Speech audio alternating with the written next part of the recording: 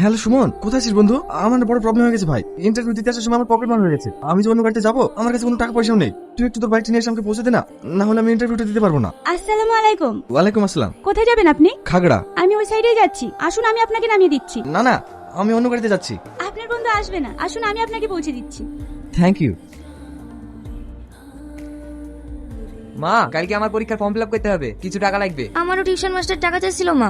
আমি টাকা কোথায় পাবো? তোদের তখনই বললাম তোরা পড়াশোনা বন্ধ করে দে। ওই ছেলেটার মুখের দিকে তাকাতে পারছি না, দিন রাত তোদের জন্য পরিশ্রম করে যাচ্ছে। কি হয়েছে মা? ওদের সব টাকা লাগবে, তাই আমাকে বলছি। এই নিয়ে কেউ চিৎকার করে? আমি আছি তো। কত টাকা লাগবে তোদের? ভাই, আমার 1000 টাকা লাগবে। আমার 500 টাকা।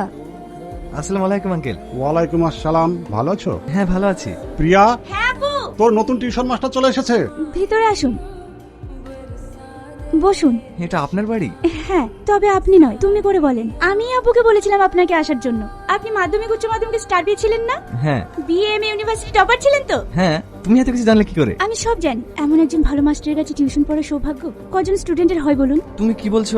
আমি তো কিছুই বুঝতে পারছি না। এবার বুঝিয়ে বলি, আমি আপনাকে অনেক পছন্দ করি, অনেক আগে থেকেই ফলো করি। সত্যি কথা বলতে, আমি আপনাকে ভালোবাসি। এ তুমি কি বলছো? আমি তোমাকে পড়াতে এসেছি। পড়াবেন পরে, আগে আমার কথার উত্তর দেন। আপনি আমার জন্য আপনার মনের মাঝে একটু জায়গা করে দেবেন? এটা সম্ভব নয়, কারণ তোমাকে দেবার মতো আমার কাছে কিছুই নেই। দুঃখ কষ্ট অভাব অনটন ছাড়া আমি তোমাকে কিছুই দিতে পারবো না।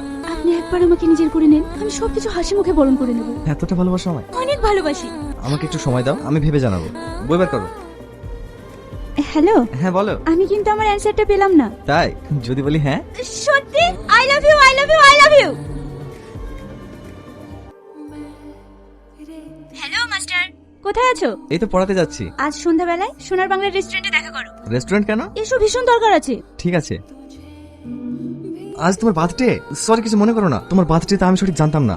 Happy birthday to you, happy birthday to you my জান। আজ আমার বার্থডে? আমি তো ভুলে গেছিলাম। আসলে আমার বার্থডে তো আমি কখনো পালন করিনি, তাই। Thank you. No thank you, cake কাটো। আজকে তোমার বার্থডে, আমি অনেক কিছু খাবো। ওয়েটার, 2টো বিরিয়ানি, 2 প্লেট চিকেন মোমো, 2টো মকটেল আর 2টো আইসক্রিম নিয়ে এসো। Okay ma'am. আমি একটু আসছি।